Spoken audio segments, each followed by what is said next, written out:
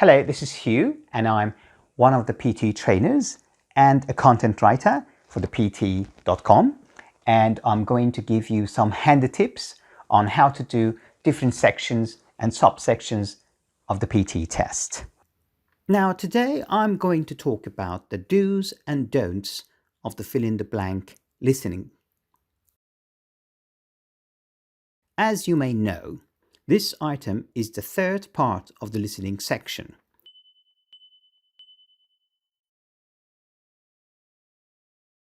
And it contributes points to your listening and writing overall score. Candidates usually get 2 to 3 sets of these questions.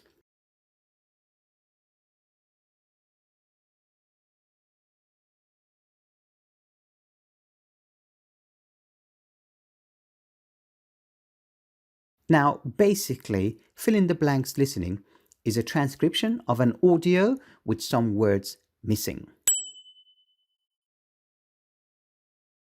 After listening to the audio and writing the missing words on the erasable notebook, candidates are expected to type those words in the appropriate gaps. Now, some do's first. Number 1, use the 8-second preparation time before the audio is played to skim through the transcript, or just read the first 2 lines to get the general idea of the text. Number 2, a useful strategy for doing this part is to have your eyes fixed on the text and jot down the answers on the erasable notebook without ever looking at what you're writing. Number 3, you may not remember the spelling of some words on the spot.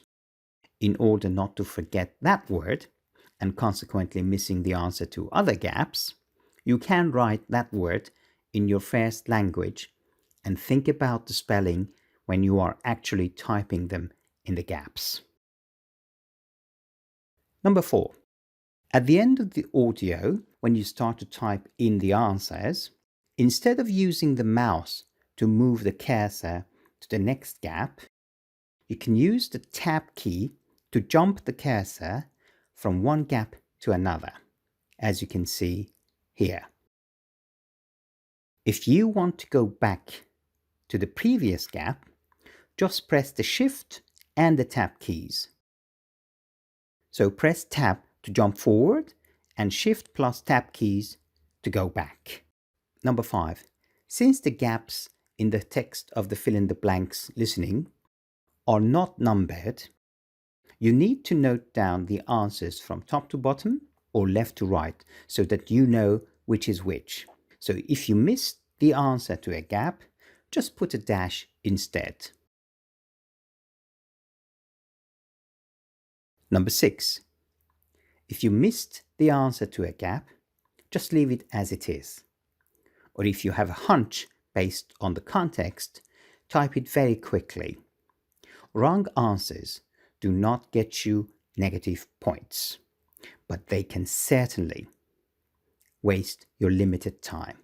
And finally, if you are double-minded about whether the answer to a gap should be singular or plural, remember that the plural form is always preferred. Now, some don'ts.